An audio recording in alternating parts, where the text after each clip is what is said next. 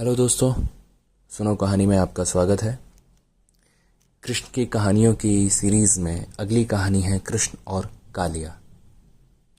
दिन बीतते गए और कृष्ण बड़े होने लगे। एक दिन गोकुल का मौसम बड़ा सुहावना था।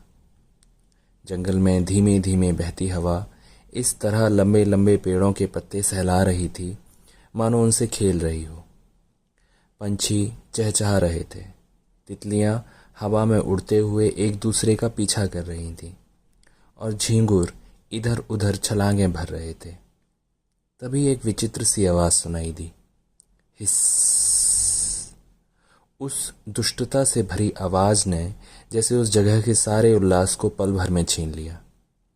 बहुत सारे फनों वाला भयंकर सर्प कालिया धीरे धीरे अपने बच्चों के साथ छिपने के स्थान से बाहर आ रहा था।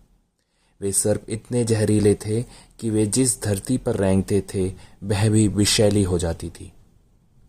जब वे आगे बढ़ रहे थे तो उनके नीचे की हरी घास काली पड़ती जा रही थी और पास से निकलने वाले पेड़ों का हरा रंग भी ओझल हो रहा था। कालिया ने अपने आसपास देखा। यह जगह मेरे परिवार के साथ रहने के लिए कितनी अच्छी रहेगी, उसने सोचा और मुस्कुराया। उसने आदेश दिया, रुको मेरे बच्चों, यही हमारा नया घर है। यह सुनकर हवा, पंछी और पेड़ मुसीबत में पड़ गए। हवा चिल्लाई, नहीं, ऐसा मत करो। सदमे से सहमे खड़े पीपल के पेड़ ने कहा, मैं सांस नहीं ले पा रहा। पेड़ों की शाखाओं पर बैठे पंछी भी उस विष के प्रभाव से मरते जा रहे थे और इस तरह गोकुल गांव के पास यमुना नदी का पूर्वी किनारा धीरे धीरे मरने लगा। अगले दिन गोकुल में सूरज निकला। वह बाकी दिनों जैसा ही दिन था। सभी अपने रोजमर्रा के काम करने लगे। उस गांव में ग्वालों के परिवार रहते थे। वे लोग पास वाले मैदानों में अपनी गायों को चराने के लिए ले जाते थे। अचानक नंद के घर से एक भयभीत करने वाली चीख सुनाई दी। सभी ग्वाले उत्सुक होकर उसी ओर दौड़े। वे जानना चाहते थे कि नंद के घर में क्या हुआ। नंद की पत्नी यशोदा मारे भय के चिल्लाई थी। वह पलंग पर बैठी थी और उसका पूरा शरीर भय से कांप रहा था। क्या हुआ यशोदा?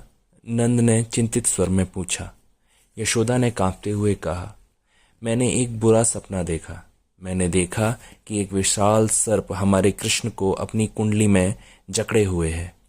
नंद ने अपनी पत्नी को दिलासा देना चाहा, पर सब बेकार रहा। यशोदा, शांत हो जाओ, वह एक बुरा सपना ही तो था।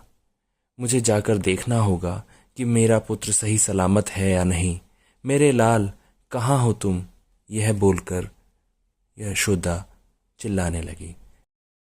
अगले ही पल उसे अपने कमरों के बाहर बच्चों की आहट सुनाई दी। नन्हे कृष्ण ने भीतर झांका। माँ, आपने मुझे पुकारा? उसने मुस्कुराते हुए पूछा। कृष्ण, आज तुम कहीं नहीं जाओगे, क्या तुम समझे? यशोदा ने आराम से कहा। वह अपने पुत्र को चौंकाना नहीं चाहती थी। कृष्ण के मुख पर रहस्यमयी मुस्कान खेल गई। यशोदा को ऐसा लगा मानो कृष्ण के दिमाग में कोई योजना थी जो मनुष्यों की समझ से बाहर थी।